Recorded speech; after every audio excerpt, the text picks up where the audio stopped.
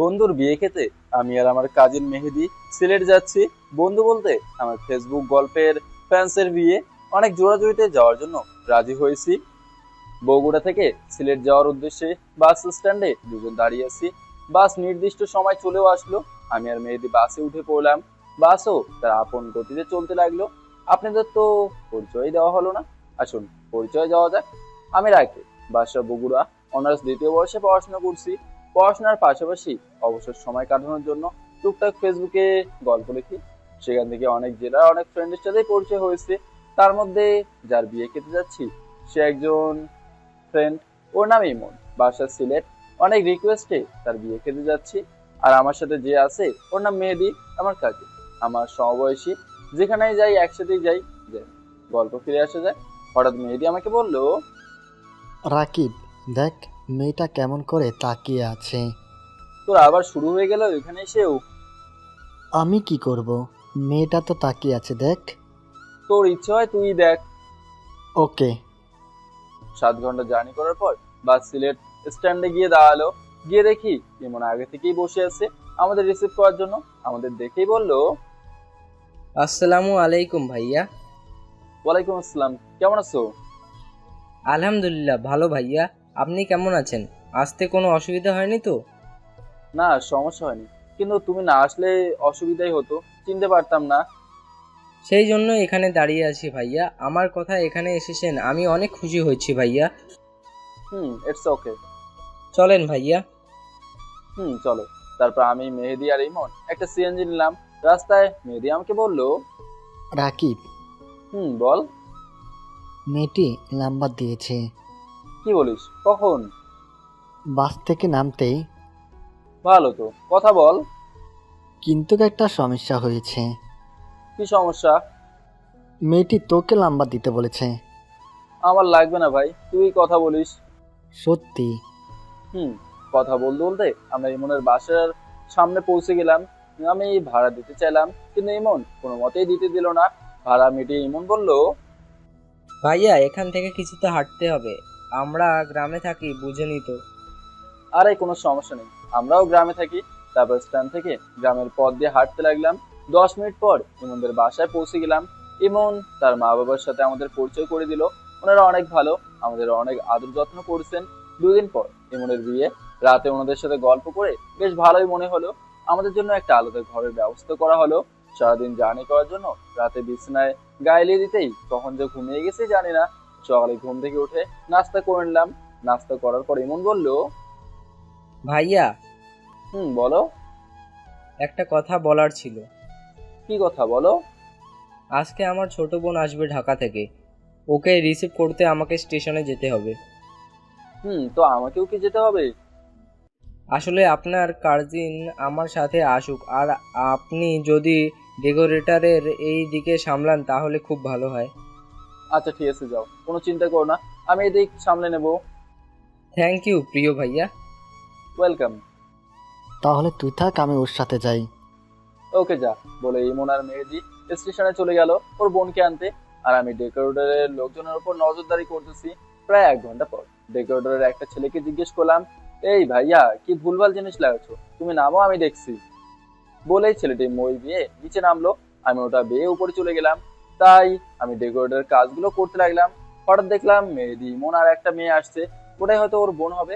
ইমন মেয়েটার ব্যাগ নিয়ে আগে রুমে চলে গেল, মেহেদি একটু সামনে, আর মেয়েটা ফোন টিপতে টিপতে একটু পেছনে আসছে। আমিও কাজে মনোযোগ দিলাম। হঠাৎ মেয়েটা আমার চড়ে থাকা মই ধাক্কা খেলো। ধাক্কা খাওয়ার কারণে মেয়েটা আমার দিকে ঘুরলো আর মইটা ধরে নিজেকে সামলাতে লাগলো। নিজেকে সামলানোর জন্য মইটা নাড়তে লাগলো। আর আমি মইয়ের উপর থেকে মেয়েটার উপর পড়ে গেলাম। মেয়েটা নিজেকে না সামলাতে পেরে আমাকে নিয়ে মাটিতে পড়ে গেল। আর সাথে সাথেই মেয়েটার চোখে আমার ঠোঁট স্পর্শ হয়ে গেল। আর আমার ঠোঁটের স্পর্শে তার চোখ অনুভব করে সে তার চোখ বন্ধ করে নিল। 2 সেকেন্ড পর আমি আমার ঠোঁট তুলে নিয়ে মেয়েটার দিকে তাকালাম। তাকাতেই এক চাহনিতে তার প্রতি একটু আসলাম। কখনো এত মায়াবী চেহারা দেখিনি। এতদিন অনেক মেয়ে দেখেছি, কখনো দেখে হৃদয়ের হার্টবিট এত জোরে চলেনি। এই প্রথম এই মেয়েকে দেখে আমার হৃদয়ের হার্টবিট চক্রবৃদ্ধি হারে বাড়তে লাগলো। মেয়েটা আমার দিকে রাগে লোক নিয়ে তাকিয়ে আছে। রাগলেও যে তাকে এত সুন্দর লাগবে কখনো ভাবতে পারেনি। রাগার কারণে গাল দুটো টমেটোর মতো লাল হয়ে আছে, নাকের ডগাতেও ছোট ছোট ঘামের কণা জমি আছে। হয়তো কিছুটা ভয়ও আছে, কারণ হয়তো কখনো এমন পরিস্থিতিতে পড়েনি। কিছুক্ষণ পর তাড়াহুড়ো করে তার উপর থেকে উঠে দাঁড়ালাম। তারপর আমি তাকে তোলার জন্য হাতটাও বাড়ালাম, কিন্তু সে আমার হাত না ধরে একাই উঠলো। সে আমাদেরকে এখনো রাগের লোক নিয়ে তাকিয়ে আছে। তারপর আমি বললাম, সরি। সরি মাইন্ডফুল, ছোট লোক কোথাকার। সুন্দরী মেয়ে দেখলেই গায়ে পড়তে মন চায়। দেখুন, আপনি না জেনেই কথা বলছেন। আপনি তো ধাক্কা দিয়ে আমাকে মই থেকে ফেলে দিলেন। আমি তো উপরে ঠিকই কাজ করছিলাম, নিজে ঠিকভাবে চলতে পারে না, আবার আমাকে দোষ দিচ্ছে। কি বললি? আমি ঠিকভাবে চলতে পারি না? তোকে আমি দেখাচ্ছি মজা। ভাইয়াকে বলে তোকে কাজ থেকে বের করে দেব। দেখুন, তুই তো গাড়ি করবেন না। করলে কি করবি? আপনার সাথে কথা বলাই আমার উচিত হয়নি। তোকে আমি দেখাচ্ছি আমি কে। ওয়েট। ওকে, অপেক্ষা করছি বলে মেয়েটি ভেতরে চলে যায়। ধ্যাৎ, আমারও কাজ করার মুড চলে যায়। মেয়েটা দেখতে যতটা সুন্দর, ব্যবহার ততটাই খারাপ। যাই হোক, আমি আমার রুমে চলে গেলাম। গিয়ে ওয়াশরুমে ঢুকলাম গোসল করতে। এদিকে মেয়েটি ওর আব্বু আম্মু আর ইমনের কাছে গিয়ে বলল, ভাইয়া, কি সব লোকদের কাজে লাগাও আমার সাথে বেয়াদবি করে? কে তোর সাথী বেয়াদবি করছে বোন? ওই যে ওইখানে কাজ করছে ডেকোরেশনের একটা ছেলে, ওকে তুমি বের করে দাও। ওকে দিব। আর তোমার লেখক ভাইয়া কোথায়?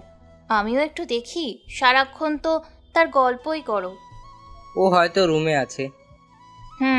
ওনার সাথে পরে দেখা করছি। চলো, আগে ওই ছেলেটার একটা ব্যবস্থা করো। ওকে চল। বলেই ইমন আর মেয়েটি বাইরে এলো। তারপর ইমন বলল, কোথায় ছেলেটি? এখানেই তো ছিল। এর মধ্যেই আমি ফ্রেশ হয়ে ভেতর থেকে ড্রেসটা চেঞ্জ করে বাইরে আসছি। আমাকে দেখে অবাক হয়ে মেয়েটা ইমনকে জিজ্ঞেস করলো, ভাইয়া, এই ছেলে বাসার ভিতর থেকে আসছে কেন?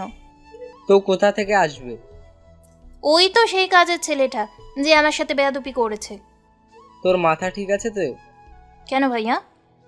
ওই তো রাকিব, আমার প্রিয় লেখক ভাইয়া। কি এই ছেলে? তুই কোথাও ভুল বুঝতেছিস, মিটমাট করে নিস। বলেই ইমন চলে যেতে লাগলো। পিছন থেকে মেয়েটা বলল, ভাইয়া শোনো তো। কিন্তু ইমন কোনো পাত্তা না দিয়ে সোজা আমার কাছে এলো। আমি শালা মেয়েদিকে খুঁজছি, খুঁজে উদা হয়েছে আল্লাহ জানে। আমার অস্থিরতা দেখে ইমন বলল, ভাইয়া কিছু হয়েছে? না তো, কেন? আপনাকে এত অস্থির লাগছে কেন? আরে আমার কাজিনকে খুঁজতেছি, কই যে উদা হয়েছে। ভাইয়া ও বাসার বাইরে পুকুরের ঘাটে বসে কার সাথে জানি ফোনে কথা বলছে। আমি মনে মনে বললাম, উফ, ওর আর এই স্বভাব গেল না। ভাইয়া কিছু বললেন? না, ঠিক আছে। ভাইয়া আরেকটা কথা। বলো। আমার বোনের সাথে আপনার কি হয়েছে? ও আপনার উপর ক্ষেপে আছে কেন? তারপর আমি ইমনকে ঘটে যাওয়া সব ঘটনা খুলে বললাম। সব শুনে ইমন হাসতে লাগলো। তারপর ইমনের ভেতর থেকে ডাক এলো। ইমন বলল, ভাইয়া আপনি ঘোরাফেরা করেন, আমি একটু কাজ করে আসছি, প্লিজ কিছু মনে করেন না সময় দিতে পারছি না বলে। আরে সমস্যা নেই, যাও। ধন্যবাদ ভাইয়া। বলেই ইমন চলে গেল। এবার একবার ভাবলাম মেয়েদের কাছে পুকুর ঘাটে যাই। পরে আবার ভাবলাম না, ওর প্রেমের রাজ্যে ঢুকে কাবাব মেয়ে হাড্ডি হতে চায় না। তাই একাই একটা চেয়ার নিয়ে বসে আছি। ফেসবুকে ঢুকে টাইম পাস করতে লাগলাম। হঠাৎ পেছন থেকে কে যেন বললো। সরি। আমি পিছনে ফিরে তাকালাম আর দেখলাম সে মেয়েটি, মানে ইমনের বোন। কাছে এসে মেয়েটা আবার বলল, সরি। সরি কেন? তখনকার ব্যবহারের জন্য। আমিও খারাপ ব্যবহার করছি, তাই আমিও সরি। ঠিক আছে। ধন্যবাদ বলে আমি সেখান থেকে চলে যেতে লাগলাম। মেয়েটা পিছন থেকে আবার বলে উঠলো, আরে চলে যাচ্ছেন কেন? এত অ্যাটিটিউড কেন আপনার? ওই অ্যাটিটিউড দেখালাম। বুঝি বুঝি, লেখক মানুষ তো, আমাদেরকে কি আর পাত্তা দিবেন? কি বলেন এগুলো? আচ্ছা, চলে যাব না, যান। আচ্ছা, আপনার নামটা কি? আমি রাকিব, আর আপনি? আমি ঈশা। অনেক সুন্দর নাম। ধন্যবাদ। কি করেন? অনার্স দ্বিতীয় বর্ষে পড়াশোনা করছি, আর পাশাপাশি গল্প লিখি। জানি, সেই জন্যই তো ভাইয়া আপনার অনেক বড় ফ্যান। আচ্ছা, আপনার আইডিটা দেন তো, আমিও গল্প পড়বো। কি লিখেন? MA story. পেয়েছি। আপনি কি করেন? আমি মেডিকেল স্টুডেন্ট, ঢাকা মেডিকেল কলেজে কোর্স করছি। বাহ। হুম। আচ্ছা, এখন যাই। আবার পরে কথা হবে। এত যাই যাই করেন কেন? আমার কাজিন আসছে, এখন একটু ওকে সময় দেই। আচ্ছা ঠিক আছে। বলে আমি সেখান থেকে চলে আসলাম। এর মধ্যেই মেহেদির আগমন। আমি ওকে বললাম, সারাদিন তুই ফোনে কি করিস? আমার তো কাজ হয়ে গেছে। মানে কি বুঝলাম না। ওই দিন ওই বাসের মেয়েটির কথা মনে আছে? কোন মেয়েটা? আরে যে মেয়েটা তোকে নাম্বার দিতে বলেছিল। ও হ্যাঁ, কি হয়েছে ওর? ওর কিছু হয়নি। তো ওকে তো আমি পটিয়ে নিয়েছি। কি? কেমনে ভাই? ওটাই ট্যালেন্ট। সিরিয়াসলি নাকি এটাও টাইম পাস? না, এটা সিরিয়াসলি। যাক, তবুও ভালো। তারপর আরো কিছুক্ষণ মেয়েদের সাথে কথা বলতেই বাসা থেকে আব্বু কল দিয়েছে। কল রিসিভ করতে আব্বু বলল, কি ব্যাপার? ফ্যানদের পেয়ে আমার ছেলে তো আমাকেই ভুলে গেছে। কি বলো আব্বু, কেমন আছো? আমরা ভালো আছি, তুমি কেমন আছো? আমিও ভালো আছি। তা কেমন মজা হচ্ছে? বাসায় কবে আসছো? আব্বু, এখানে অনেক ভালো লাগছে। বিয়েটা শেষ করেই বাসায় আসবো। আচ্ছা ঠিক আছে, ভালো থেকো। জি আব্বু, আপনিও। আসসালামু আলাইকুম। ওয়ালাইকুম আসসালাম। বলে এই কলটা কেটে দিলাম। দুপুরের খাওয়া দাওয়া সেরে নিলাম, কিন্তু ঈশাকে দেখলাম না। আমি এখানে মেহমান, তাই হুট করে জিজ্ঞাসাও করতে পারছি না। যাই হোক, বিকেল থেকে ইমনদের বাসায় ওদের আত্মীয় স্বজন দলে দলে আসতে লাগলো। সবাই অনেক ব্যস্ত হয়ে পড়লো বিয়ের আয়োজন করতে। ইমনের তো টিকিও খুঁজে পাওয়া যাচ্ছে না কাজের চাপে। আমার কাজিন তো ফোনে বাবু শোনা বলতেই ব্যস্ত। আমি এখন কি যে করি বুঝতে পারছি না। তাই রুমে গিয়ে চুপচাপ ফেসবুক দেখতে লাগলাম। হঠাৎ কে যেন দরজায় নক করতে লাগলো। আসবো? আমি পিছনে ফিরে তাকালাম আর দেখলাম ঈশা। আমি বললাম, আসুন প্লিজ। অনুমতি নেওয়ার কি দরকার? ধন্যবাদ। বলুন, আপনি এখানে? কেন আসতে পারি না?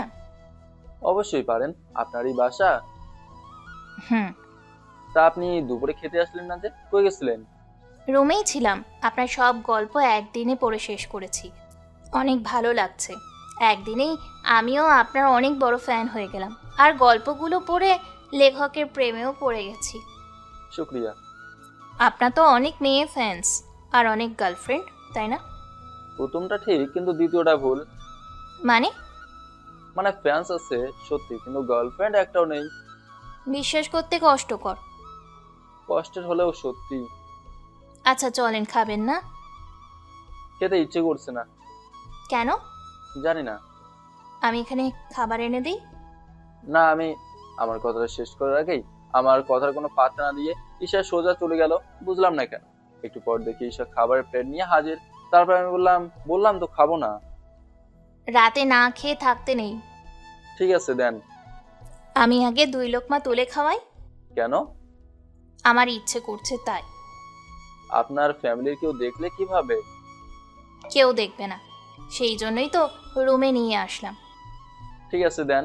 তারপর ঈশা আমাকে তার নিজের হাতে তুলে যেই মুখে দেবে, অমনি আমার কাজের মেহেদি সেখানে এসে হাজির। তাকে দেখে দুজনে ইতস্তত বোধ করলাম। তারপর ও বলল, বাহ, আমাকে তো ঠিকই না না করিস। আর এখানে তো তুই রোমান্স শুরু করে দিয়েছিস। ফাজলামি করবি না, রোম্যান্সের কি দেখলি? থাক, আর কইতে হইব না, চালিয়ে যা। কি বলতে আসছিলি সেটা তো বলে যা। বলে ও রুম থেকে চলে গেল। তারপর আমি ঈশার দিকে তাকালাম আর বললাম, ও কি ভাবলো? সরি। আপনি সরি কেন? আমার জন্যই এই পরিস্থিতিতে পড়তে হলো। সমস্যা নেই। তারপর আবার ঈশা আমাকে তার নিজের হাতে তুলে খাইয়ে দিল। আমি জিজ্ঞেস করলাম, আপনি খাইছেন? না, আপনাকে খাইয়ে তারপর খাবো। আমি আর কিছু না বলে কিছু খাবার খেলাম। আর অনেকটা খাবার থেকেই গেল, আর খাবো না। ওকে। তারপর আমাকে পানি খাওয়ালো। তারপর নিজের ওনার আঁচল দিয়ে মুখটাও মুছে দিল। এই প্রথম কোনো মেয়েকে আমার কেয়ারিং করতে বাধা দিচ্ছি না। তার প্রতি এক অজানা ভালো লাগা কাজ করছে। তারপর বলল, আপনি রেস্ট করেন, আমি খেয়ে আসি।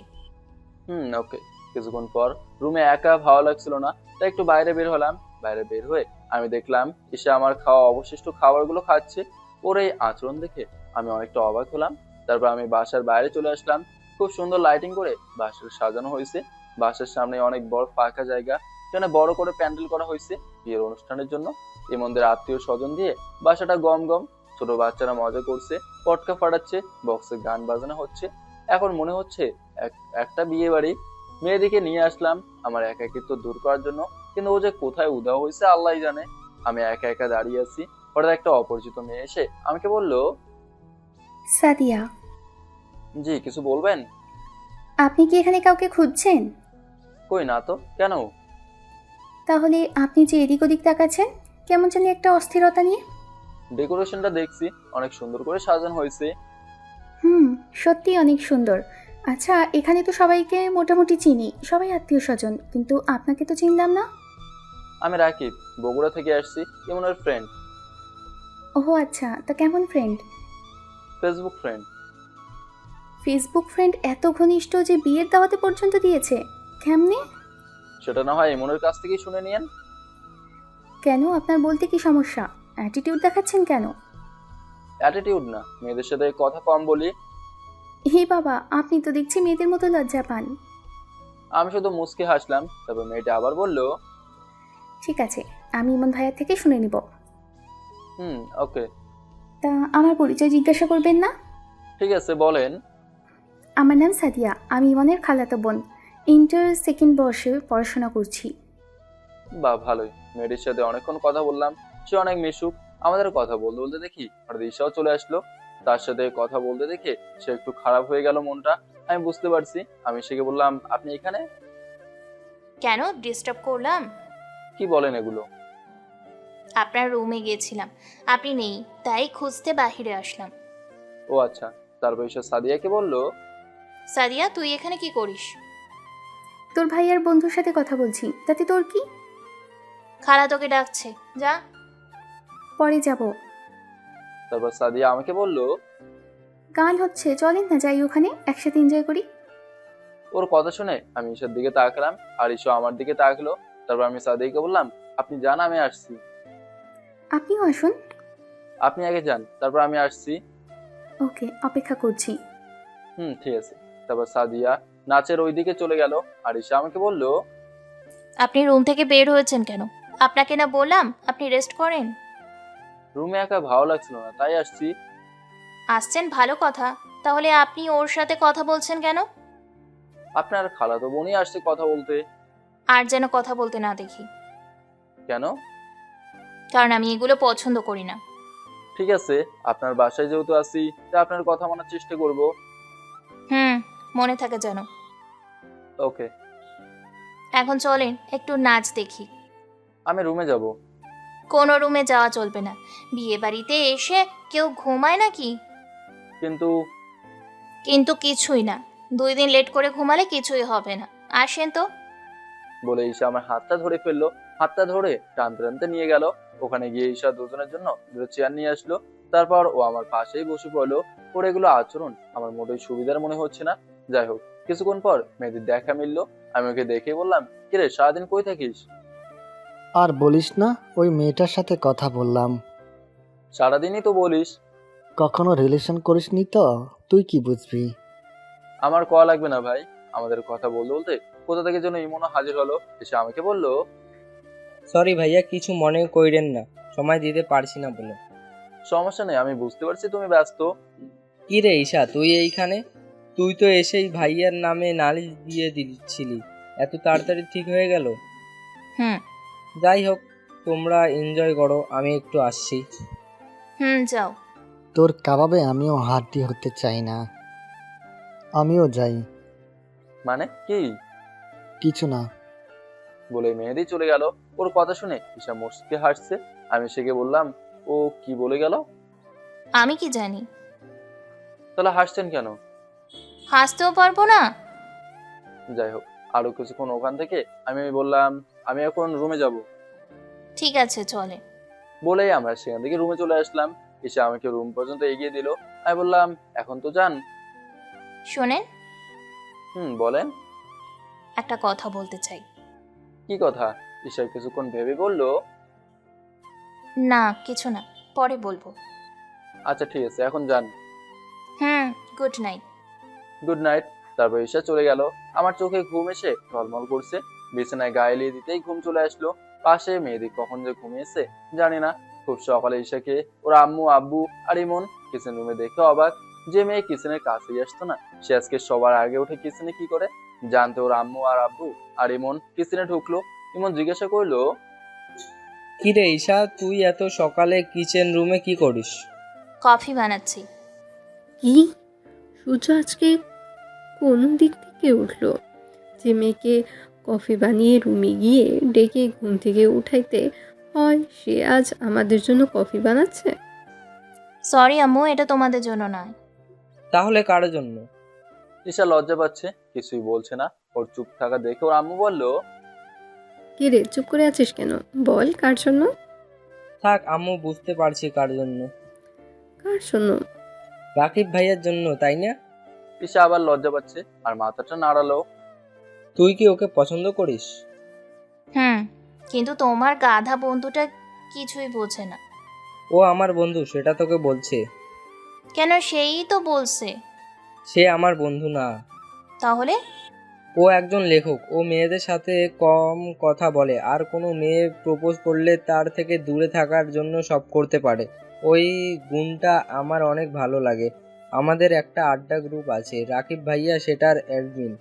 আমি চুপচাপই থাকি। একদিন দেখি আমাদের খালাতো বোন সাদিয়া ওই গ্রুপে আছে, তার মানে সেও রাকিব ভাইয়ার ফ্যান্স। হঠাৎ সাদিয়া গ্রুপে সবার সামনে ওকে প্রপোজ করে, কিন্তু রাকিব ভাই কোনো পাত্তা না দেওয়া ও আরও ডিস্টার্ব করতে শুরু করে। অবশেষে সাদিয়া গ্রুপে বললে, তুমি যদি আমার খালাতো ভাই ইমনের বিয়ে খেতে সিলেট যেতে পারো তাহলে আমি আর ডিস্টার্ব করব না। তখন থেকে রাকিব ভাইয়া আমার সাথে কথা বলে, আর সাদিয়াকে কি পিছু ছাড়ানোর জন্য আমাদের এখানে আসে। তো তাকে এখানে আনার কারণ কি? সেটা তো সাদিয়াই জানে, ওর মাথায় কী প্ল্যান আছে। কিন্তু একদিক দিয়ে ভালোই হয়েছে, আমিও চাইতাম সে আসুক। কেন? তোর জন্য। আমার জন্য মানে? আসলেই এমন ছেলেই তোর জন্য পারফেক্ট। কারণ তোকে যদি একবার ভালোবেসে ফেলে তাহলে অনেক মেয়ের পরজোয়া করবে না। ওকে আমাদেরও খুব পছন্দ। তাহলে সেদিন সাদিয়াকে রাকিব চিনতে পারলো না কেন? কারণ সাদিয়াকে তো রাকিব ভাইয়া কখনো দেখেইনি, ওকে তো পছন্দ করেনি, তাই ফটো দেখেনি। হুম, বুঝলাম। এই হলো কাহিনী। ঈশা আর ইমনের কথোপকথন শুনে ওর বাবা মা দর্শকের মতো অবাক হয়ে তাকিয়ে আছে। ওনাদের তাকিয়ে থেকে দেখে ইমন বলল, কি হলো, তোমরা এমন ভাবে তাকিয়ে আছো কেন? তলে তলে এত দূর? ইমন আর ঈশা মুচকি হাসলো। তারপর আবার ওর আম্মু বলল, তবে ছেলেটাকে আমারও ভালো লেগেছে, অনেক ভদ্র আছে। তাহলে যাও এখান থেকে, আর আমাকে মিশনে নামতে দাও। বলেই ঈশা কফির কাপটা নিয়ে আমার রুমে আসতে লাগলো। আর সবাই যে যার মতো কাজে মনোযোগ দিল। ঈশা আমার রুমে এসে দেখে আমি ঘুমিয়ে আছি। তারপর ঈশা আমার বুকে হাত দিয়ে একটু ঝাঁকানি দিয়ে ডাকতে লাগলো, রাকিব, এই রাকিব, ওঠেন, সকাল হয়েছে তো, ওঠেন না প্লিজ। তারপর আমি ঘুমের ঘোরে ঈশার হাতটা ধরে মুখের কাছে নিয়ে এসে হাতে আলতো একটা কিস করে হাতটা আরো শক্ত করে বুকের সাথে জড়িয়ে নিয়ে বললাম, আম্মু এখন উঠবো না, আর একটু ঘুমায় প্লিজ। ঈশা চোখ বন্ধ করে ভালোবাসা অনুভূতি নিচ্ছে। কিছুক্ষণ পর ঈশা বলল, আমি আপনার আম্মু নই, আমি ঈশা। বলার সাথে সাথেই হাতটা ছেড়ে দিয়ে বিছানা থেকে শোয়া অবস্থা থেকে এক নিমিষে বসে পড়লাম। আমার বসা দেখে মেয়েদিরও ঘুম ভেঙে গেল। আর ও বলল, বাহ, সকাল সকাল রোমান্স। বলে উঠে চলে গেল। আর আমি ঈশার দিকে তাকিয়ে দেখলাম ও মুচকি হাসছে। তারপর আমি ওকে বললাম, সরি, আমি ভাবছি আম্মু। It's okay. এই ঘটনাটা প্লিজ কাউকে বলবেন না, বিশেষ করে ইমনকে তো আরো বলবেনই না। ও কি না কি মনে করবে। আচ্ছা ঠিক আছে, এত চিন্তা করতে হবে না, আমি বলবো না। Thank you. এখন তাড়াতাড়ি উঠে এই কফি কাপে চুমুক দিয়ে বলেন তো কেমন হয়েছে। সরি। সরি কেন? কারণ আমি তো সকালে কফি খাই না। কিন্তু এই কফি তো আমি আপনার জন্যই নিজের হাতে বানিয়েছি। আমি কখনো কিচেন রুমে ঢুকিনি, কিন্তু এই প্রথম আপনার জন্য বানালাম, আর আপনি বলছেন খাবেন না। ও, আপনি নিজের হাতে বানিয়েছেন? হুম। তাহলে তো খেতেই হবে। ঈশা অনেক খুশি হয়ে বলল, এই নিন, আর খেয়ে বলুন কেমন হয়েছে। আমি কফির কাপে চুমুক দিয়ে বললাম, মাশাআল্লাহ, অনেক সুন্দর হয়েছে। সত্যি? সত্যি। কফিটা অনেক খেয়ে আমি ফ্রেশ হতে গেলাম। ফ্রেশ হয়ে বাইরে এসে দেখি ঈশা আমার খাওয়া অবশিষ্ট কফির কাপে চুমুক দিচ্ছে। আমি দেখে অবাক হয়ে গেলাম। তারপর বের হয়ে এসে ঈশাকে বললাম, আপনি এখনো এখানে যে? আপনি আমাকে মিথ্যে বললেন কেন? কি মিথ্যা বলেছি? যে কফিটা সুন্দর হয়েছে। কফিতে তো চিনি বদলে ভুল করে লবণ দিয়ে ফেলেছি। আর সেই জন্য কফিটার স্বাদ জঘন্য হয়েছে। আপনি কফিটা কষ্ট করে ভালোবাসা দিয়ে আমার জন্য বানিয়েছেন, আমার জন্য প্রথমবারের মতো কিচেনে গিয়েছেন, তাই কফিতে ওর নিজস্ব স্বাদের চেয়ে ভালোবাসার স্বাদ অনেক বেশি পরিমাণে আছে। এই জন্য কফিটা আমার কাছে অনেক সুন্দর লাগছে। আমার কথা শুনে ঈশা আমার দিকে হাঁ করে তাকিয়ে আছে। তারপর আমি আবার ঈশাকে বললাম, কি হলো, এরকম ভাবে তাকিয়ে আছেন কেন? দেখছি কি দেখছেন? মেয়েরা কেন আপনার প্রেমে পড়ে। কেন? আপনার কথার জন্য। আমি কিছু বলতে যাব তখনই রুমে ঈশার খালাতো বোন সাদি আসলো। ঈশা ওর দিকে তাকিয়েই একটা বিরক্তি ভাব নিয়ে বলল, কিরে তুই এখানে? আমারও তো একই কথা, তুই এখানে কি করিস? আমি তোকে বলতে বাধ্য নই। আমিও না। আরে হুদাই ঝগড়া করছেন কেন? তারপর সাদিয়াকে বললাম, আপনি কিছু বলবেন? হুম, তো বলেন, কি বলবেন? চলুন প্রাতঃভ্রমণটা করে আসি, গ্রামটা অনেক সুন্দর, আপনার অনেক ভালো লাগবে। সরি, কেন? আমার কোল্ড অ্যালার্জি আছে, ঠান্ডায় আমি তেমন কোথাও বের হই না। তাহলে বিকেলে যাবেন তো? প্লিজ না করবেন না। চেষ্টা করব।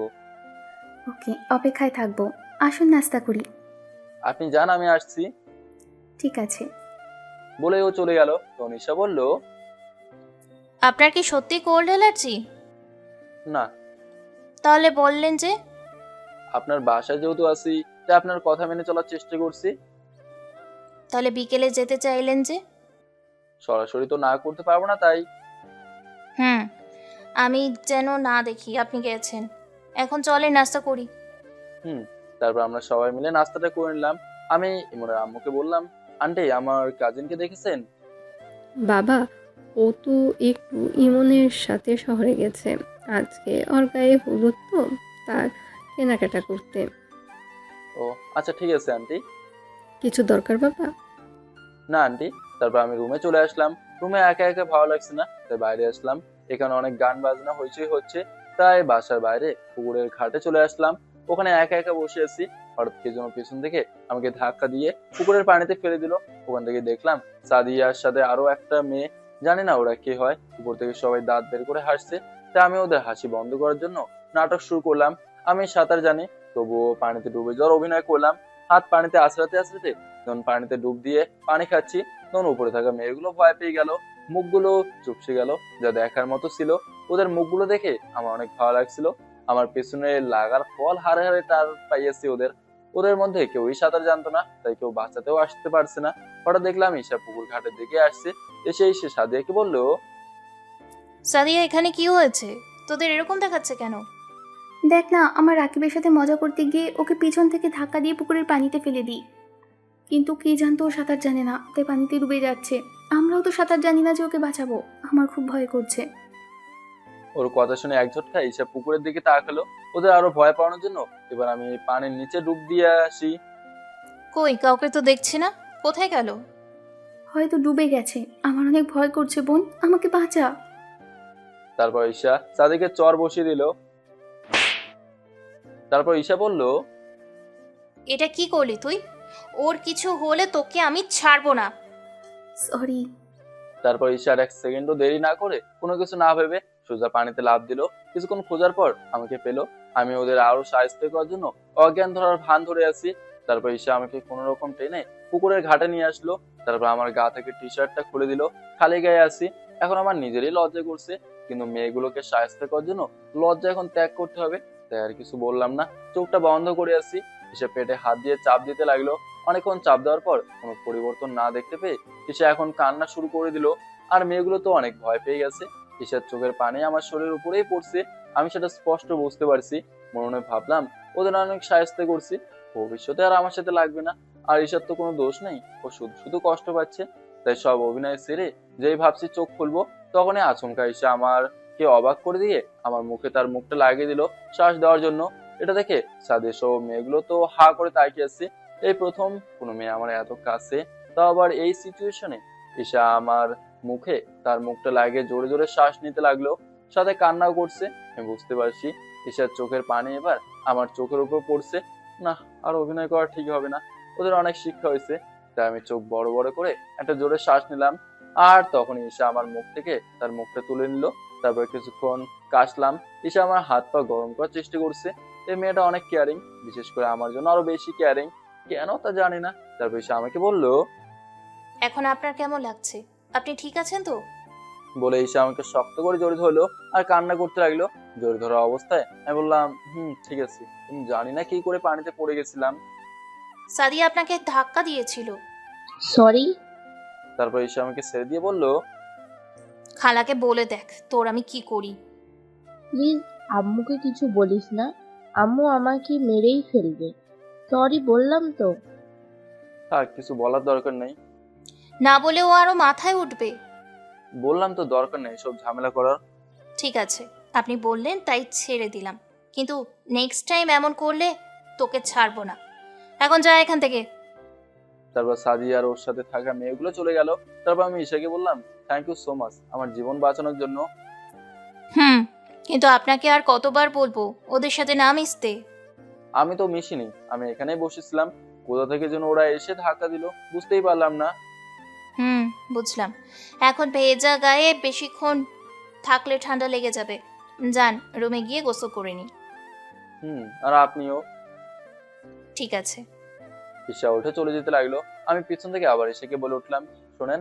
ঈশা পেছনে তাকিয়ে আবার আমার কাছে এসে বলল, কিছু বলবেন? না মানে বলতে চাচ্ছি, আপনি আমার এত কেয়ারিং কেন করছেন? সেটা কি আপনি বোঝেন না? এই কথাও কি লেখক মানুষকে বোঝাতেই হবে?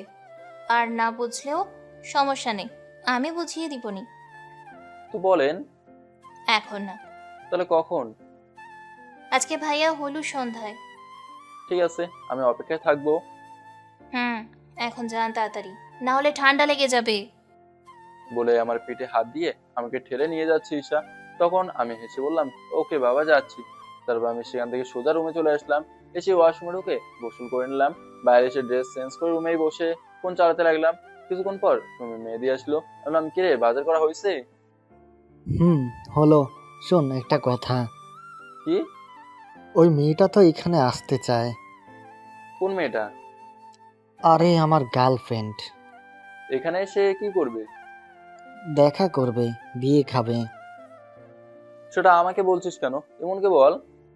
বলেছি, পারমিশন দিয়েছে, তোর থেকেও পারমিশন নিতে বলছে। ঠিক আছে, আসতে বল, কিন্তু কোনো ঝামেলা যাতে না হয়। ঠিক আছে। বলে ও আবার বাইরে চলে গেল। ফোন চালাতে চালাতে ঘুমের ভাব চলে আসলো, তাই ঘুমিয়ে পড়লাম। এক ঘুমে বিকেল 5টা। উঠে ফ্রেশ হয়ে বাইরে আসলাম। দেখি হলুদের সন্ধ্যার জন্য সবাই অনেক ব্যস্ত। এসেকে কোথাও দেখছি না, হয়তো ওর রুমেই আছে। হঠাৎ এমন পিছনে এসে বলল, ভাইয়া কোথায় ছিলে সারাদিন, দেখতে পেলাম না। রুমেই ছিলাম। দুপুরে তো কিছুও খাননি তাই না? ঘুমিয়ে পড়েছিলাম। আম্মু তো ব্যস্ত, ইশাকে বলেন যে খাবারটা দিয়ে দিবে। আমি মনে মনে বললাম, ইসেকেই তো খুঁজতেছি। যাক, তবুও খাওয়ার ছলে জিজ্ঞেস করতে পারবো, ইসে কোথায়। ইসে কোথায়? ওর রুমে আছে, যান। ঠিক আছে। এমন মনে মনে বলছে আপনি তো ইশাকেই খুঁজছেন, আমি জানি, তাই সরাসরি না বললে খাওয়ার ছলে বলে দিলাম। তারপর এমন মুচকে হেসে চলে গেল। আমি এসেকে খুঁজতে ওর রুমের দিকে চলে আসলাম। দরজায় নক না করেই হুট করে রুমে ঢুকে পড়লাম। আর দেখলাম ঈশা হলুদ সন্ধ্যার জন্য হলুদ শাড়ি পরার চেষ্টা করছে। অর্ধেক শাড়ি মাটিতেই পড়ে আছে, কুচি করাও ঠিক হয়নি। আমাকে দেখা মাত্র সেও চমকে ওঠে। অর্ধেক শাড়ি মাটিতে পড়ে থাকার কারণে পেটের অনেকখানি দেখা যাচ্ছে। আমি চোখ বড় বড় করে তাকালাম। আর ঈশা বলল, আপনি এখানে? ঈশার কথা অন্যদিকে তাকিয়ে বললাম, আরে কথা বলার আগে শাড়িটা তো তুলেন, সব কিছুই দেখা যাচ্ছে। সমস্যা নেই, আপনিই তো দেখেছেন, অন্য কেউ তো না। মানে কি? আপনি দেখলে সমস্যা নেই, অন্য কেউ না দেখলেই হলো। আপনি কি পাগল হয়েছেন? আর শাড়ি পরা তো ঠিকভাবে হয়নি। দেখে না, আমি শাড়ি পরতে পারছি না, অনেকক্ষণ ধরে চেষ্টা করছি। আচ্ছা, আপনি কি শাড়ি পরাতে পারেন? জানি, কিন্তু কেন? তাহলে প্লিজ আমাকে একটু পরিয়ে দিন না। অসম্ভব, আমি পারবো না। তারপর সে আমার হাত ধরে বলল, প্লিজ, না হলে তো আমি বের হতে পারবো না। আর এই অবস্থায় কেউ যদি আমাদের একসাথে দেখে, তাহলে আপনারই সম্মানহানি হবে। আচ্ছা ঠিক আছে, কিন্তু কাউকে বলতে পারবেন না। আচ্ছা ঠিক আছে, বলবো না। খুলুন। কি খুলবো? শাড়ি। কেন? না খুললে পরাবো কি করে? ও হ্যাঁ, তাই তো, কিন্তু আমার অনেক লজ্জা করছে। তাহলে আমি গেলাম। এই না, খালি অ্যাটিটিউড দেখায়। কই থেকে এত অ্যাটিটিউড পান? বেশি কথা না বলে তাড়াতাড়ি খুলুন। ঠিক আছে। তারপর ঈশা শাড়িটা খুলে আমার হাতে দিল। ও লজ্জায় লাল হয়ে যাচ্ছে, সেটা আমি ভালোই বুঝতে পারছি। ঈশার এই রূপ দেখে নিজেকেও কন্ট্রোল করা মুশকিল হয়ে যাচ্ছে, তবুও কন্ট্রোল করে প্রথমে শাড়িটা ঈশার নাভের নিচে গুজে দিলাম। আমার স্পর্শ পেয়ে ঈশা কেঁপে উঠলো। তারপর শাড়িটা ওর চারিদিকে রাউন্ড করে আবার গুজিয়ে দিলাম। তারপর কুচি করার জন্য কিছু অংশ রেখে বাকি অংশ আঁচল রেখে দিলাম। তারপর আস্তে আস্তে কুচিগুলোও করে ফেললাম। ঈশাকে বললাম, এই উপরের কুচিটা ধরুন, আমি নিচের কুচিগুলো ঠিক করে দিতেছি। ওকে। তারপর কুচিগুলো হাতে নিল ঈশা। আমিও হাঁটু গেড়ে বসে নিচের অংশের কুচিটা ঠিক করতে লাগলাম। শেষ করার পর ঈশাকে বললাম, নেন এখন কুচিটা নাভির ওখানে গুজে ফেলুন। যখন আপনি সব করলেন, তাই এটাও আপনিই করে দেন ঢং বাদ দিয়ে গুজেন। প্লিজ। না, এর নাছর বান্দা। তাই বেশি কথা না বাড়িয়ে বললাম, ঠিক আছে দেন। তারপর সে আমার হাতে তার শাড়ির কুচিটা ধরে দিল, আর আমি এই কুচিটা গুজে দেওয়ার জন্য হাত বাড়ালাম, কিন্তু হাতটা কাঁপছে কেন জানি। হাতটা কাঁপার কারণে কুচিটা গুজে দেওয়ার সময় হাতের আঙুলগুলো কুচির সাথে ভেতরে চলে যায়, আর ঈশার নাভির সাথে স্পর্শ লেগে যায়। সাথে সাথে শরীরে কারেন্ট বয়ে যায়। ঈশা আমার স্পর্শ পেয়ে নিজেকে কন্ট্রোল করতে না পেয়ে আমাকে জোর ধরে ফেললো। এবার আমিও কিছু বললাম না। কিছুক্ষণ এইভাবে থাকার পর ঈশা আমাকে ছেড়ে দিল। দুজনেই দুজনের দিকে তাকাতেই পারছি না, তাই আর এক মুহূর্ত ওখানে দেরি না করে ঈশার রুম থেকে বের হয়ে আসলাম। তারপর আমার রুমে আসলাম। কেমন যেন একটা অদ্ভুত ফিলিংস হচ্ছে। সন্ধ্যা নেমে আসলো। এখন সন্ধ্যা 7টা। তাই আমিও ফ্রেশ হয়ে এসে ড্রেস চেঞ্জ করে নিলাম। ইমনের হলুদ সন্ধ্যা, তাই আমিও হলুদ পাঞ্জাবি পরে নিলাম। বাইরে এসে দেখি মেয়েদের আগে থেকেই রেডি। ইমনকে স্টেজে তোলা হলো। একে একে সবাই হলুদ মাখাচ্ছে। একটু পর দেখলাম ঈশা আর ওর বান্ধবী বের হয়ে আসছে। অনেক সুন্দর করে সেজেছে। আজকে ওকেই একটা হলুদ পরি লাগছে। আমাকেও ইশারা করলো কেমন লাগছে। আমি ইশারাতে বললাম অনেক সুন্দর লাগছে। ঈশা মুচকি হাসলো। সাদি এসে ঈশাকে বলল, ঈশা, তুই এত সুন্দরভাবে কি করে শাড়ি পরলি? আমরাও তো পরেছি, কই এত সুন্দর লাগছে না তো। আর তুই তো শাড়ি পরতেও শিখিসনি, কেমনে পরলি? সেটা তো না জানলেও চলবে, এখন যা। তারপর সাদিয়া চলে গেল। ঈশার বান্ধবী বলল, সত্যি তো, তুই পড়তে জানিস না, কি করে পড়লি? আমি পড়িনি। তাহলে কে পড়িয়ে দিয়েছে আন্টি? না, তাহলে আবার কে? আমার বয়ফ্রেন্ড, যাকে আমি অনেক ভালোবাসি। কি? কবে থেকে চলছে?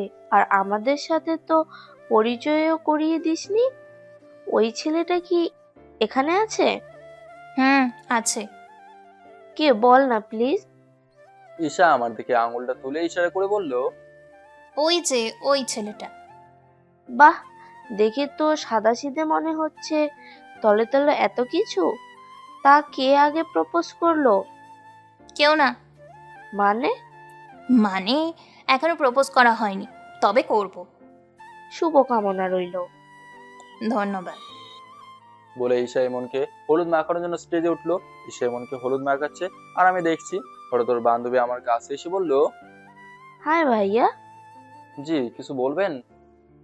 শাড়িটা কিন্তু ভালোই পরাইতে জানেন। আপনাকে কে বলেছে? যাকে পরিয়েছেন সে। ঈশা?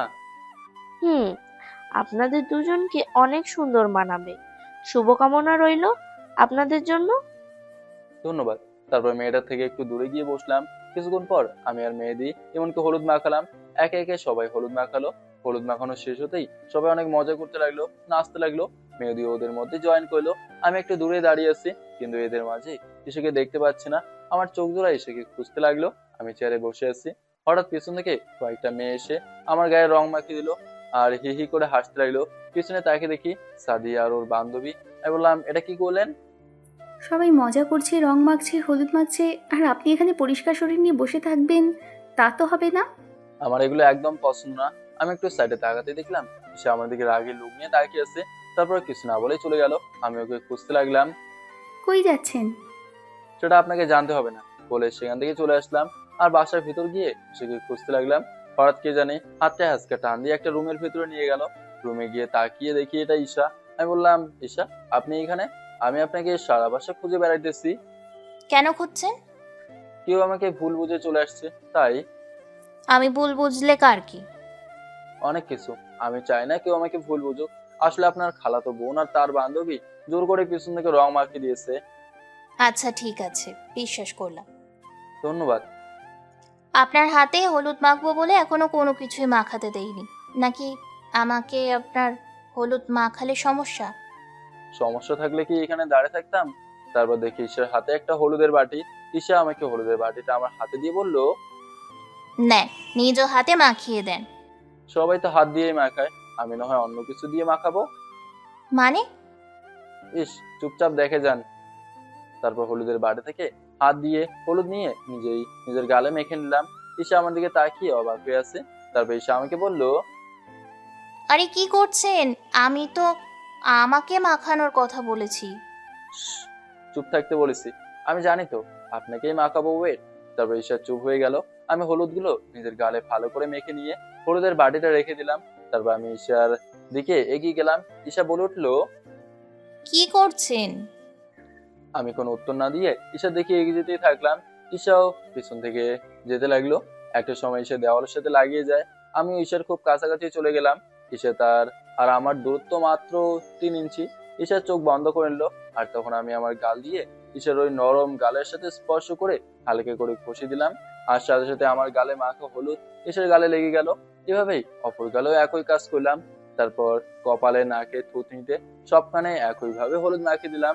ঈশা আমার দিকে অবাক দৃষ্টিতে তাকিয়ে আছে। তারপর আমি ঈশাকে বললাম, কি ঠিক আছে তো? তারপর ঈশা আমার দিকে তাকিয়ে লজ্জা মাখা হাসি দিয়ে আমাকে জড়িয়ে ধরলো। আমি কোনো দ্বিধাদ্বন্দ্ব ছাড়াই ঈশাকে জড়িয়ে ধরলাম, কারণ আমি বুঝে গেছি ঈশাকে আমি ভালোবেসে ফেলেছি। কিছুক্ষণ এভাবে জড়িয়ে ধরে থাকার পর আমরা দুজন দুজনকে ছেড়ে দিলাম। তারপর ঈশা আমাকে বলল, একটা কথা বলতে চাই। বলেন। আমি সারা জীবন আপনার থেকে শাড়ি পরতে চাই। সারা জীবন আপনার থেকে এইভাবে হলুদ মাখিয়ে নিতে চাই। আপনি কি আমাকে সেই অধিকারটুকু দিবেন? দেবো, কারণ এই কয়েকদিন আমিও বুঝে গেছি সারা জীবন যার জন্য আমি অপেক্ষা করছি সেই মেয়েটা আপনি। আপনি একটু চোখের আড়াল হলেই আমার চোখ দুটো অস্থির হয়ে যায়। আপনাকে দেখার তৃষ্ণায় চোখগুলো কাতর হয়ে যায়। এসে কোনো কথা বলছে না। এসে দেখে তাকে দেখে ও কান্না করছে। আমি বললাম, "আর আপনি কান্না করছেন কেন? ভুল কিছু বলে থাকলে সরি।" ধুর, আমার কিউট পাগল, সরি বলছো কেন? এটা খুশির কান্না। আমার বিশ্বাস হচ্ছে না তোমার মতো ছেলে আমার ভাগ্যে লেখা আছে, যে এত রোম্যান্টিক। আমি অনেক খুশি আজ। আমিও খুশি আমার কিউটি পাগলি। তাহলে আপনি আপনি বলা ছাড়ো, তুমি করে বলবে। ওকে, কিন্তু একটা শর্তে। আবার কি শর্ত? সারা জীবন আমরা এই রোমান্টিক অত্যাচার সহ্য করতে হবে, কি পারবে তো? তোমার জন্য আমি সব পারবো। এখন চলো, নাহলে সবাই সন্দেহ করবে। ওকে। ফ্রেশ হয়ে এসে বাহিরে এসো। ওকে। তারপর আমি আর আমার রুমে আর ঈশা ওর রুমে চলে গেল। ওয়াশরুমে গিয়ে হলুদগুলো তুলে নিলাম, কিন্তু সারা গায়ে রং মেখে আছে, তাই একেবারে গোসলই করে নিলাম। তারপর রুমে এসে ড্রেস চেঞ্জ করে নিলাম। চেঞ্জ করা শেষ হলে দেখি ঈশা রুমে আসছে। এসেই বলল, এতক্ষণ লাগলো যে তোমার? তোমার খালাতো বোন সাদিয়া রং মেখে দিয়েছিল, তাই একেবারে গোসলই করে নিলাম। ওর হাব ভাবও আমার সুবিধার মনে হচ্ছে না। আমারও মনে হচ্ছে তাই। ওর থেকে দূরে থেকো। ওকে। চলো, এখন বাহিরে যাবে না? ওয়াশরুমে ভেজা কাপড় আছে, ওগুলো আগে কেচে নেই তারপর। দাঁড়াও, আমি করে দিচ্ছি। এই কি বলো, তুমি করবে কেন? আমি পারবো। তুমি চুপচাপ এখানে বসো তো, আমি কেচে দিচ্ছি। বলে ঈশা ওয়াশরুমে চলে গেল। আমি রুমে বসে আছি। কিছুক্ষণ পর ঈশা কাপড়গুলো ধুয়ে শুকাইতে দিয়ে আসলো। তারপর রুমে এসে বলল, চলো, এখন বাহিরে যাবে। চলো। তারপর আমি আর ঈশা বাইরে গিয়ে নাচ দেখছি। হঠাৎ সাদিয়া এসে বলল, হাই, জি বলেন। আপনার সাথে কিছু কথা আছে, একটু এদিকে আসবেন? তোর সাথে ওর কোনো কথা নেই, ও যেতে পারবে না। আমি তোকে না রাকিবকে আসতে বলছি। সো তুই চুপ থাক ও যাবে না। প্লিজ, খুব জরুরি কথা। আপনি যা বলার এখানেই বলুন, আমি কোথাও যাব না। তাহলে ঈশা, তুই একটু দূরে গিয়ে দাঁড়া। না, ও কি বললো শুনিসনি? আমিও কোথাও যাব না। ঠিক আছে, বলছি। তারপর সাদিয়া একটা হাঁপ ছেড়ে বলতে শুরু করলো, তুমি যার কথা শুনে এই বিয়েতে আসতে রাজি হয়েছ, ওইটার কেউ না, আমি ছিলাম। আমি সত্যিই তোমাকে অনেক ভালোবাসি। সেজন্যই তোমার গ্রুপে বলেছিলাম ইমনের বিয়ে খেতে সিলেট আসতে। আপনি তো বলেছিলেন এখানে আসলে আর ডিস্টার্ব করবেন না, তাহলে কেন ডিস্টার্ব করছেন? তখন তোমাকে না দেখে ভালোবেসে বলেছিলাম, এখন দেখে আরো ভুলতেই পারছি না। প্লিজ, তুমি আমাকে ফিরিয়ে দিও না। সরি, আমি আপনাকে ভালোবাসতে পারবো না। কেন ভালোবাসতে পারবে না? সেটা আপনাকে বলতে বাধ্য নই। আর আপনি আমাকে তুমি তুমি করে বলছেন কেন? আমি কি আপনাকে পারমিশন দিয়েছি? এত অ্যাটিটিউড ভালো না। একদিন আসবে দেখবেন আপনাকেও এমন কেউ অ্যাটিটিউড দেখিয়ে চলে যাবে। আজকে যার জন্য আমাকে রিজেক্ট করছেন, একদিন সেও আপনাকে রিজেক্ট করবে। মনে রাখবেন কথাটা। সাদিয়ার কথা শেষ না হতেই ঠাস ঠাস, কি ভাবছেন থাপ্পড়টা আমি মাপছি? আরে না। সাদিয়ার কথা শেষ না হতেই ঈশা ওর গালে দুটো থাপ্পড় বসিয়ে দিল। সাদিয়া গালে হাত দিয়ে রাগে লুমিয়ে বলল, কি রে ঈশা, তুই আমাকে মারলি কেন? তুই দুইটা ভুল করেছিস। প্রথমত তুই ওকে প্রপোজ করেছিস, আর দ্বিতীয়ত তুই ওকে বলেছিস ওর ভালোবাসার মানুষ ওকে রেখে চলে যাবে, কিন্তু আমি ওকে রেখে কখনোই যাব না, সেটা তোকে মনে করিয়ে দিলাম। তুই ছেড়ে যাবি না মানে? ও কি তোকে ভালোবাসে নাকি? সেটা ওকেই জিজ্ঞেস করে দেখ। রাকিব, ঈশা কি বলে? সত্যিই বলছে। আর কিছু শুনবেন নাকি এখান থেকে যাবেন? তোদের দুজনকেই আমি দেখে নিব। বলে সাদিয়া এখান থেকে চলে গেল। তারপর আমি ঈশাকে বললাম, তোমার ওকে মারাটা উচিত হয়। ওর একটা শিক্ষা দেওয়া দরকার ছিল। দেখলে না কি বলে গেল, যদি তোমার কোনো ক্ষতি করে। তুমি এ নিয়ে চিন্তা করো না। ওকে। তারপর দুজন নাচ দেখছি, হঠাৎ মেহেদি একটা মেয়েকে এনে বললো, কি রে, চিনতে পারছিস মেয়েটাকে? বাসের মেয়েটা নাকি? আমার গার্লফ্রেন্ড। হাই ভাইয়া। হ্যালো। তারপর ঈশার সাথেও পরিচয় হলো। তারপর মেহেদি বলল, আচ্ছা, তুই তোদের কোয়ালিটি টাইম স্পেন্ড কর, আর আমি আমারটা করি। ওকে যা। বলে মেহেদি আর ওর গার্লফ্রেন্ড চলে গেল। আমি আর ঈশা মুচকে আসলাম। কিছুক্ষণ পর ঈশা বলল, চলো রুমে চলো। কেন? বলছি চলো। তারপর ঈশা আমাকে রুমে নিয়ে আসলো। আমি বললাম, এখন বলো কি হয়েছে, তুমি কেন নিয়ে এলে? তুমি এখানে বসো, আমি আসছি। বলে ঈশা চলে গেল। ঈশা কি করতে চাইছে বুঝলাম না। কিছুক্ষণ পর ঈশা ফিরে আসলো। ঈশার হাতে একটা মেহেদি। আমাকে বলল, নাও, এটা পরিয়ে দাও। আমি তো পারি না। তুমি যা পারো তাতেই আমি খুশি। প্লিজ দাও না, আমার হাতই তো। ঠিক আছে দাও।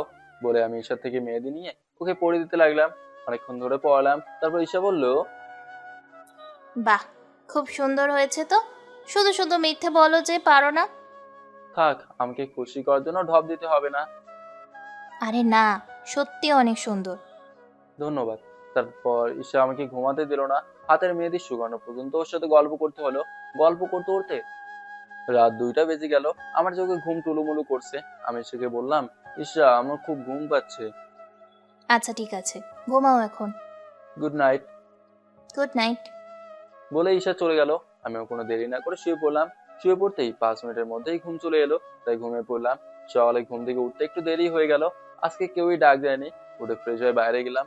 যেতে আন্টি নাস্তা দিল। আমি নাস্তাটা সেরে নিলাম। বাইরে গিয়ে বসতে ফোনটা বেজে উঠলো। ফোন বের করে দেখি আব্বুর ফোন। রিসিভ করে বললাম, আসসালামু আলাইকুম আব্বু। ওয়ালাইকুম আসসালাম। কেমন আছো? তুমি তো দেখছি বিয়েতে গিয়ে আমাদের ভুলে গেছো। আলহামদুলিল্লাহ ভালো আছি আব্বু, তোমরা কেমন আছো? না, কি বলো, ভুলে যাবো কেন? আমরা ভালো আছি। আমাদের ফোন করারও সময় পাও না। এই, তুমি কি প্রেমে পড়েছো? আসলে আমি আব্বুর সাথে সব কথা শেয়ার করি, তাই উনি আমার সাথে সবসময় ফ্রি। তাই এমন প্রশ্ন করছে। আসলে আমার সবচেয়ে প্রিয় বন্ধু, আমার বেস্ট ফ্রেন্ড হলো আমার আব্বু।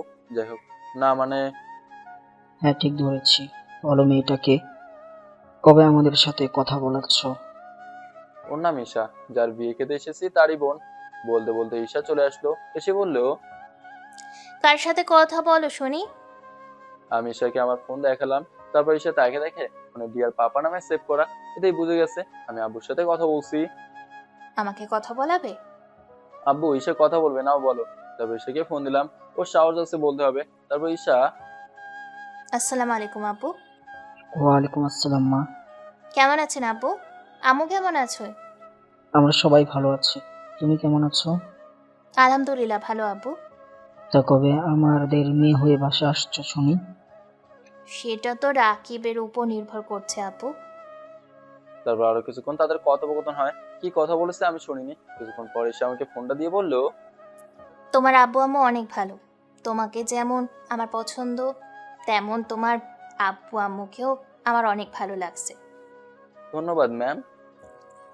স্যার। আচ্ছা, নাস্তা করছো?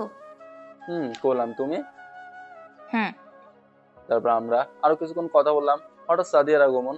আসতে ঈশা বলল, কি রে, আবার তুই এখানে? কালকে থাপ্পড়ের কথা ভুলে গেছিস? আমি তোমাদের কাছে ক্ষমা চাইতে আসছি। মানে? মানে কালোভাবে রাকিবকে বলা উচিত হয়নি। I am sorry. তোর কোনো ক্ষমতা নেই, তুই যা এখান থেকে। আমি ঈশাকে বললাম, যখন ও ভুল বুঝতে পারছে তখন প্লিজ ওকে ক্ষমা করে দেওয়াই উচিত। কিন্তু প্লিজ। ঠিক আছে, তুমি বললে তাই ক্ষমা করছি। ধন্যবাদ বোন। তাহলে আমরা কি বন্ধু হতে পারি প্লিজ? এই অনুরোধটুকু রাখো। ঠিক আছে ফ্রেন্ড, বলে সাদিয়ার সাথে হাত মেলালাম। ঈশা ওর সাথে হাত মেলালো। তারপর সাদিয়া বলল, ঠিক আছে, তোমরা কথা বলো, আমি আসছি। ওকে। বলে সাদিয়া চলে গেল। তারপর ঈশা আর আমি বসে আছি। হঠাৎ করে কে যেন পিছন থেকে এক বালতি পানি আমার শরীরে ঢেলে দিল। আমি তাকে দেখলাম ইমনকে যারা গোসল করে দিচ্ছে সেই মহিলাগুলো হয়তো পাশের বাড়ির ভাবির হবে। আমি ভিজে পুরো একাকার হয়ে গেছি। আর মহিলাগুলো আমার দিকে তাকিয়ে মুসকে মুসকে হাসছে। ঈশার দিকে তাকিয়ে দেখলাম ঈশাও হাসছে। আমি আর কিছু বললাম না। তখন এই ভাবিরাই বলল, শুধু এমনি গোসল করে টাকা নিব?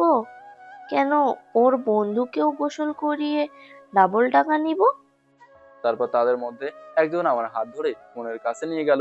আমার এই অবস্থা দেখে ইমন বলল, সরি ভাইয়া, আমার জন্যই এমন হলো। ভাবিরা আপনার কথা জিজ্ঞাসা করতেই আমি বলেছি বন্ধু হয়। আরে সমস্যা নেই, আর আমি তো তোমার বন্ধুই। ওকে। ওকে ভাইয়া। তারপর ইমনের ভাবিরা আমাকে ভালো করে গোসল করে দিল, গা মুছেও দিল। তারপর আমি রুমে চলে আসলাম। ড্রেস চেঞ্জ করে একটা পাঞ্জাবি পরে নিলাম। ইমনকে টাকা না দিয়ে ছেড়ে দিচ্ছে না। আমি বাইরে যেতে আমাকেও ঘিরে ধরলো আর বলল, হাফ জামাই, এবার তুমিও টাকা দাও। হাফ জামাই মানে? ইমন এখন ফুল জামাই, তুমি তার বন্ধু মানে হাফ জামাই, বুঝলে? হুম। এখন বেশি কথা না বলে টাকা দাও। কত টাকা দিতে হবে?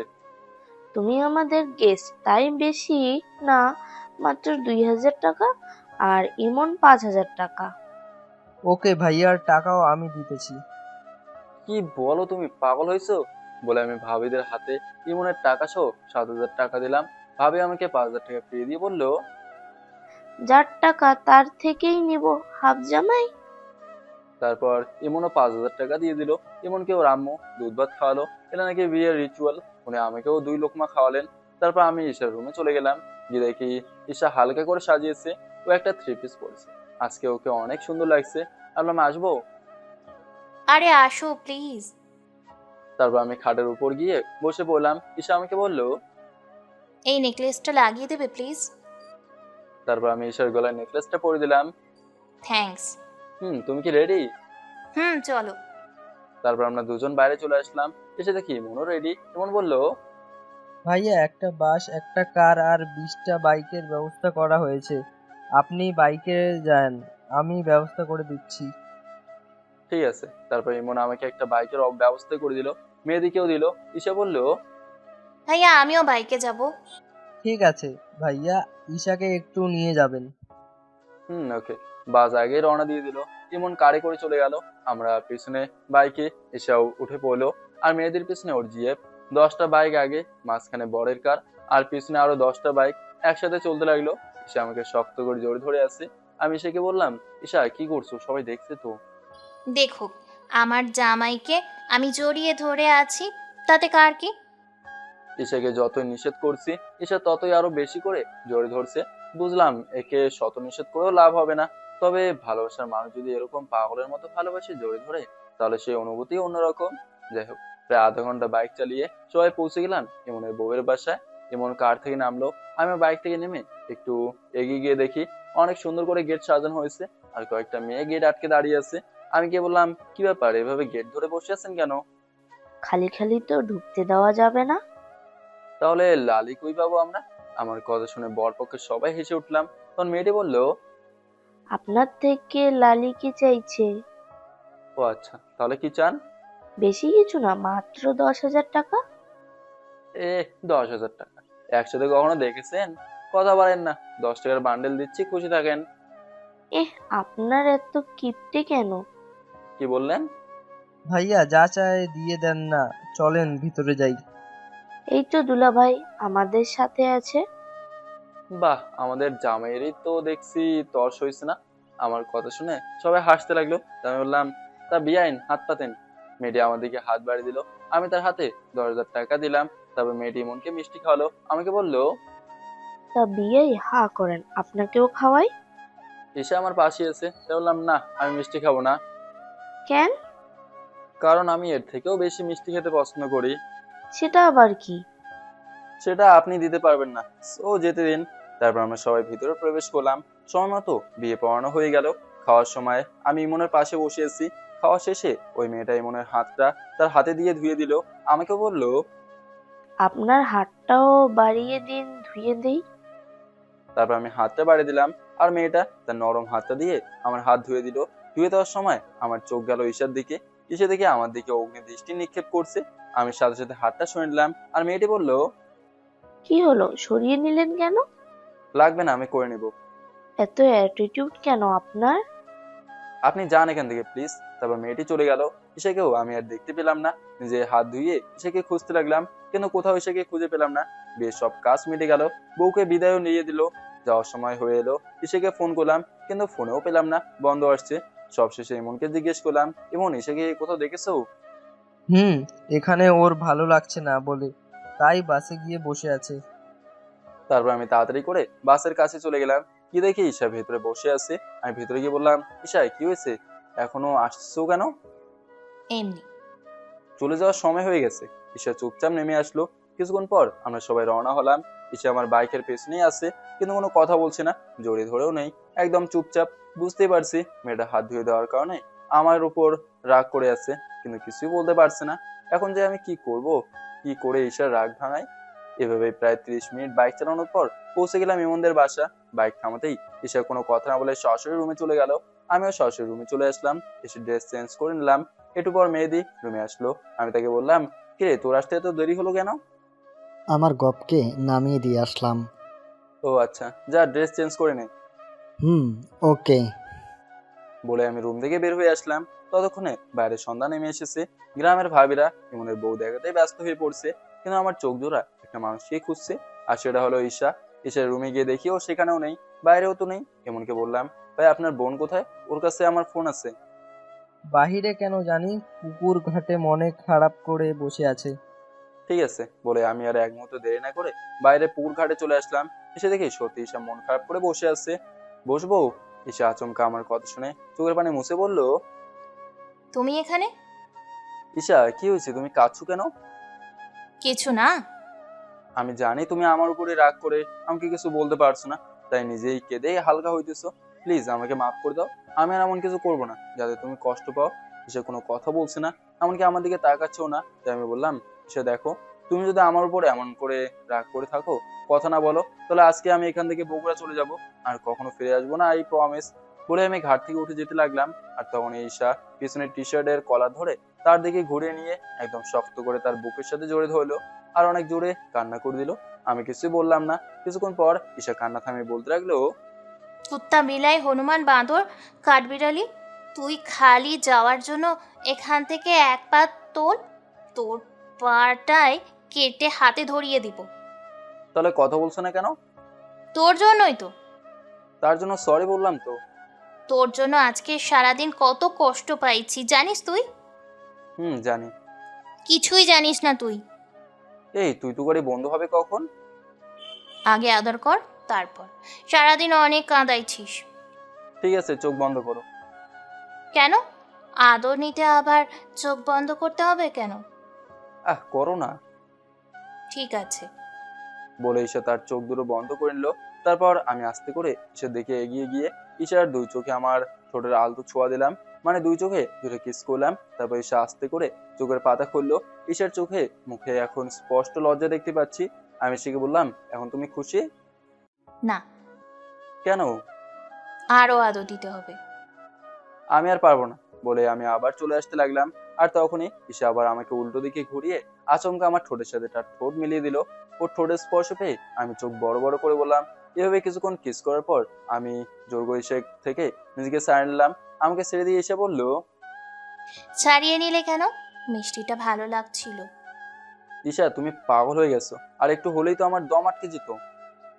আচ্ছা চলো, বাড়ির ভিতরে চলো। এখন তুমি খুশি তো? হ্যাঁ অনেক। পাগলি। শুধু তোমার জন্য। তারপর আমরা দুইজন আমার রুমে চলে আসলাম। এসে অনেকক্ষণ আড্ডা দিলাম। কাল এখানে বউ ভাতের অনুষ্ঠান, আর আজকে অনেক ধকল গেছে, তাই তাড়াতাড়ি ঘুমানোর প্রস্তুতি নিলাম। আর তাছাড়া ইমনের আজকে বাসর রাত, তাই বেশি ডিস্টার্ব করা ঠিক হবে না, তাই ঘুমিয়ে পড়লাম। সকালে ঘুম থেকে উঠে দেখলাম বউ ভাতের জন্য তোড়জোড় শুরু হয়ে গেছে। দুপুরের দিকে বউ পক্ষের লোকজন চলে আসলো। দেখলাম কালকে সে মেয়েটাও আসছে, কিন্তু আজকে কথা বললাম না, কারণ ঈশা যে কাজে কষ্ট পাবে সে কাজ আমি করতে চাই না। বউ পক্ষের লোকজনকে আমি মেহেদি সহ আরো কয়েকজন মিলে মেহমানদারি করলাম। আজকে ইমনও ভাবির সাথে শ্বশুর বাড়ি যাবে, এটা একটা রিচুয়াল। বিকেলে ইমন চলে যাওয়ার পর আমি রুমে চলে আসলাম, এসে ফ্রেশ হয়ে নিলাম। সারাদিনের ব্যস্ততায় কিছু খাওয়া হয়নি। খেতে যাবো এমন সময় দেখি সে খাবার নিয়ে রুমে ঢুকছে। ও হয়তো খেয়াল করছে আমি কিছুই খাইনি। ধন্যবাদ ঈশা, সত্যি খুব ক্ষুধা লাগছে। আমি খাইয়ে দিই প্লিজ। ঠিক আছে দাও। তারপর ঈশা আমাকে খাইয়ে দিতে লাগলো। খেতে খেতে আমি ঈশাকে বললাম, ঈশা বলো। কালকে আমি চলে যাব। কেন? আমি যেটা করতে আসছিলাম সেটা তো শেষ। মানে? মানে ইমনের বিয়ে খাওয়া, এখন তো আমাকে যেতেই হবে, তাই না? দেখলাম ঈশার মনটা অনেক খারাপ হয়ে গেল, মুখটা মলিন করে আমাকে বললো, কাল না গেলে হয় না প্লিজ? কালকে না গেলে তুমি খুশি? আমি অনেক খুশি। ঠিক আছে কাল যাব না, কিন্তু পরের দিন সকালে আমাকে যেতে হবে। তুমি মন খারাপ করতে পারবে না। তুমি বাসায় গিয়ে আমাকে ভুলে যাবে না তো? কি বলছো তুমি এগুলো? ভুলে যাবো কেন? আমি বাসায় গিয়ে আব্বু আম্মুকে তোমার কথা বলবো, ওকে? ঠিক আছে। তারপর ঈশা আবার আমাকে খাওয়াতে শুরু করলো। কিছুক্ষণ পর আবার বলে উঠলো, ও, আরেকটা আবদার ছিল। কি আবদার বলো?